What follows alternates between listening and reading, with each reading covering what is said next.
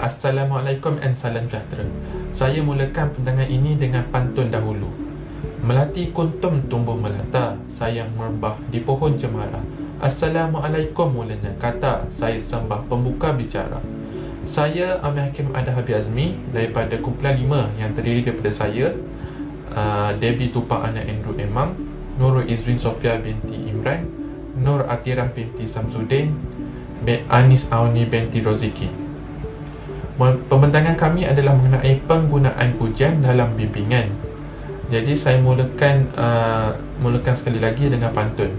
Anak perantau dari kota datang ke kota untuk belajar. Sebelum ujian bacalah nota supaya menjadi orang terpelajar. Ujian ialah satu bentuk pengukuran untuk mendapatkan maklumat tentang prestasi pelajar ataupun klien dari segi aspek kognitif, psikomotor ataupun emosi. Saya akan serahkan kepada Atirah untuk memberi penjelasan yang lebih jelas mengenai tujuan dan kepentingan penggunaan ujian. Tujuan penggunaan ujian. Pantun pertama, ikat siakap harga kayangan, dicemung oleh rakyat tauladan. Ujian bimbingan menjadi penilaian, melahirkan pelajar cemerlang masa hadapan. Pantun ini bermaksud, ujian bimbingan yang dijalankan dapat mengetahui sejauh mana perkembangan pembelajaran klien serta dapat memantau tahap pembelajaran mereka melalui ujian yang dijalankan. Selain itu, ujian penilaian ini boleh dilaksanakan secara sulit maupun rahsia antara kaunselor dan juga klien sahaja.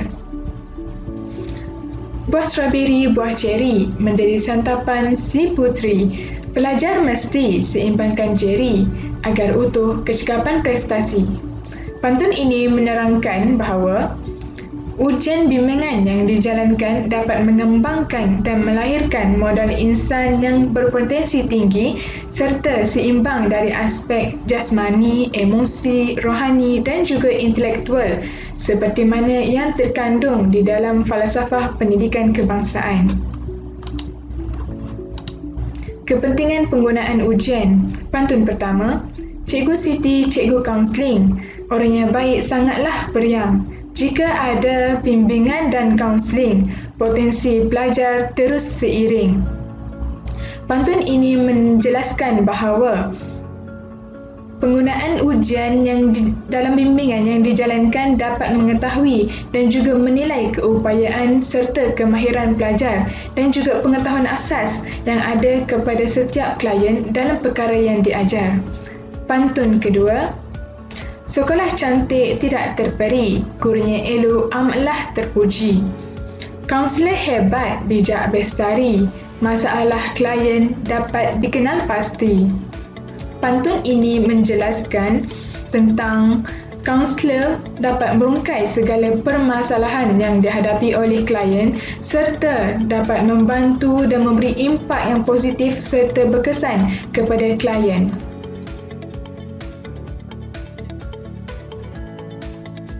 Selamat sejahtera.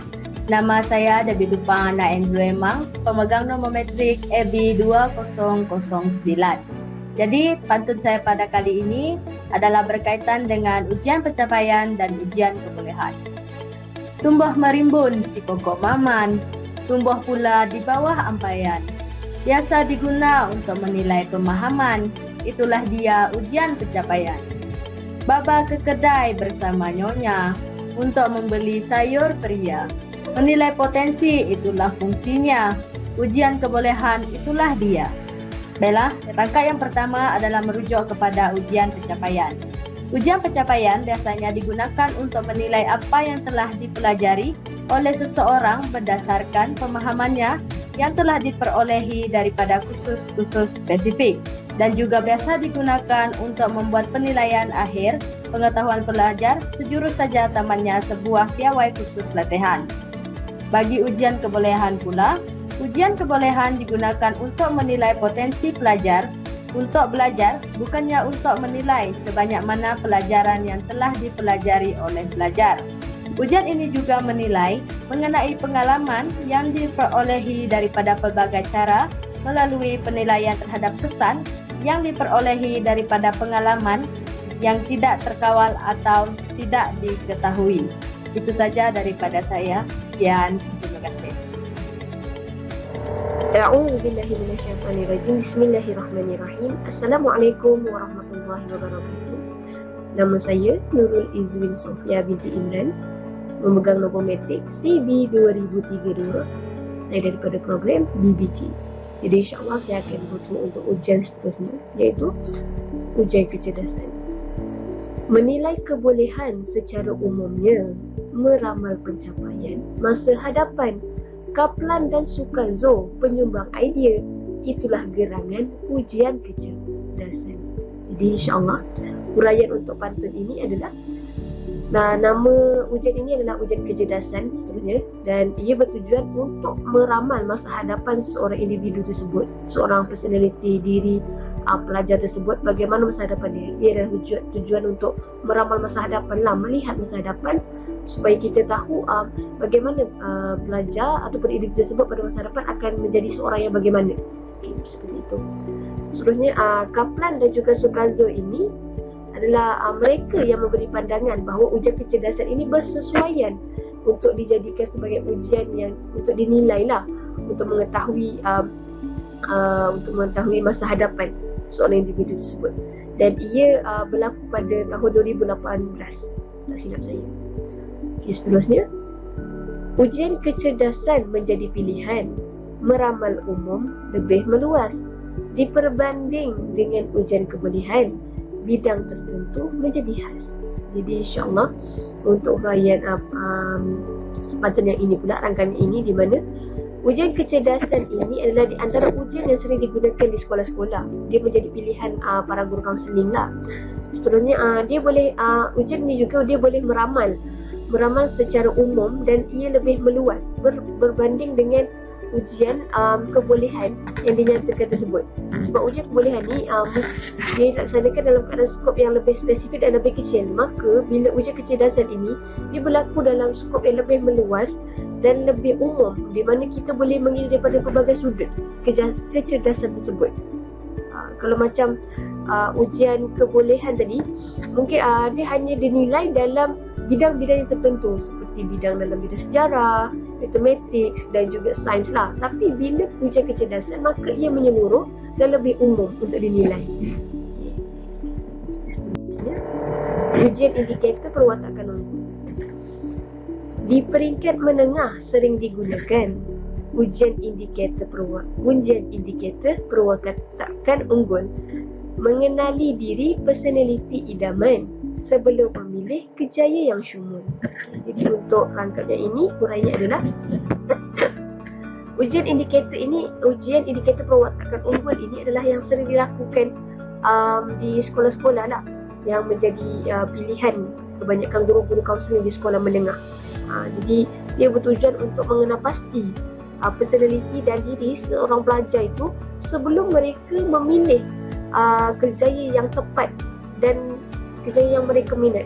Kalau kita tengok daripada dalam rangkap ini, ada perkataan syumul. Syumul itu yang di dalam rangkap ini membawa arti sempurna, iaitu kerjaya yang sempurna, kerjaya yang diminati. Contoh macam kita sendiri pun, kalau kita bekerja tanpa kita ada rasa minat, tanpa ada rasa kita melakukan kerja tersebut, kita akan rasa macam kita melakukan kerjaya tersebut dalam keadaan yang kita tak bersemangat lah. Jadi bila mengharapkan bila sebelum memilih kerja yang syumul tu, kita akan dapat membina orang kata membina happy, orang kata kegembiraan dalam kerjaya tersebut.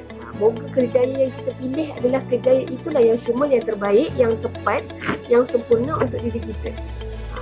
Seterusnya, 3 aspek menjadi keutamaan: emosi, tingkah laku serta pemikiran. 1 trait kebolehpercayaan. 1 trait kebolehpercayaan, 9 trait perwatakan. Menilai konsistensi menjawab soalan. Untuk rangkap ini pula, di mana dalam ujian ini ada 3 aspek utama yang dinilai, iaitu daripada aspek emosi, tingkah laku dan juga pemikiran. Maknanya apa? Ujian indikator perwatakan unggul ni banyak. Dia nilai banyak benda. Dia nilai 3 benda tersebut.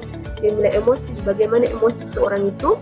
bagaimana tingkah laku diri seorang itu dan bagaimana pemikiran seorang itu berfikir, bagaimana cara dia menghuraikan sesuatu, bagaimana dia melontarkan sesuatu, apa yang difikirkan, dan adakah pemikiran itu matang atau pemikiran yang kita tengok macam kurang matang. Jadi daripada situlah ujian indikator kewatakan unggul ni dia mampu untuk mengeluarkan isi-isi hati yang ada dalam diri personaliti seorang pelajar tersebut. Terusnya kita lihat lagi adalah ada di mana dalam ujian indikator kewatakan unggul ni kita terdapat satu trait kebolehpercayaan dan 9 trait perwatakan dalam ujian ini.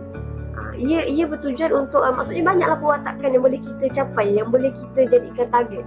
Jadi macam nak cakapnya, ia bertujuan untuk menilai calon menjawab soalan ujian ini. Kadang mungkin kita rasa kita adalah orang yang ni, tapi sebenarnya bukan.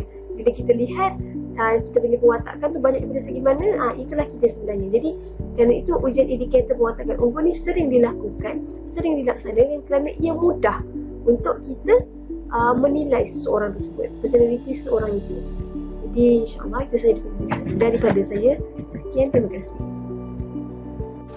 Assalamualaikum warahmatullahi wabarakatuh. Nama saya Anisauni. Saya akan teruskan dengan ujian indeks bimbingan kerjaya. Pergi ke sungai lalu menjala, dapat banyak ikan keli. Jika cenderung memilih kerjaya, IPK sedia bantu menilai. Anak Tio di bawah papan, pulang ke rumah dibawa bersama. 6 dimensi personaliti dikait-kait. Ia ujian indeks bimbingan kerjaya. Dan maksud untuk pantun rangkap pertama ini ialah maksud bagi ujian indeks bimbingan kerjaya ini ialah jika berlakunya kecenderungan di dalam pemilihan kerjaya, ujian indeks bimbingan kerjaya ini dapat bantu untuk menyelesaikan masalah tersebut. Dan untuk pantun rangkap kedua ini ialah dalam ujian indeks bimbingan kerjaya ini terdapat 6 dimensi personaliti akan dikait-kait. Dan seterusnya saya akan sambung untuk ujian indeks personaliti. Bidang pendidikan ada ujian, nama diberi ujian indeks personaliti. Setiap ujian mempunyai tujuan. IP beri tujuan melihat personaliti. 4 aspek utama dilihat dari personaliti, itu ialah tujuan IP. Termasuk juga 16 dimensi personaliti, itulah dinamakan ujian IP. Dan maksud rangkap pertama di sini memberi maksud ialah setiap ujian itu mempunyai tujuan, dan tujuan bagi ujian indeks personaliti iaitu IP ini adalah untuk melihat personaliti seseorang.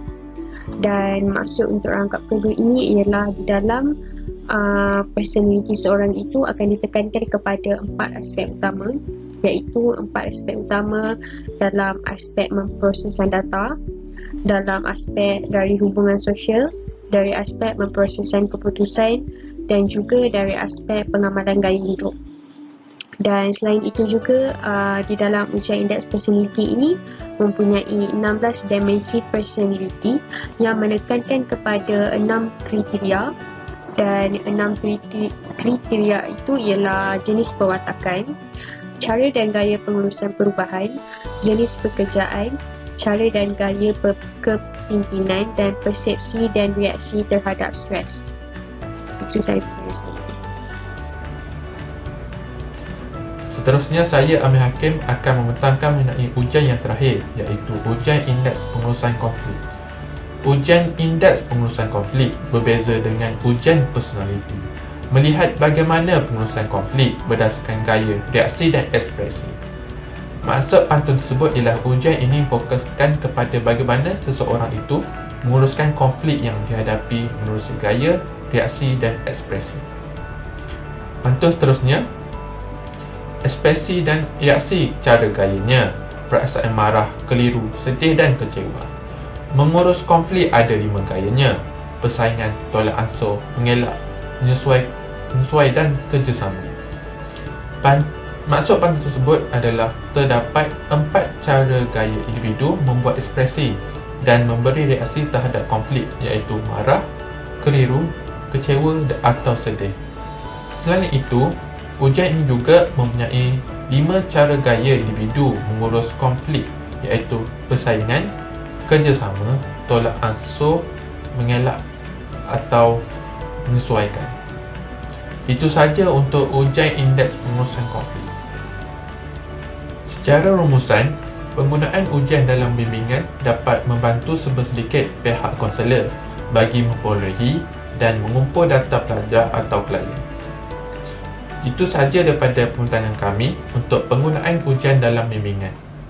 Bunga dedap di atas para, anak dusun pasang pelita. Kalau tersilap tutur bicara, jemari disusun, maaf dipinta. Sekian, terima kasih.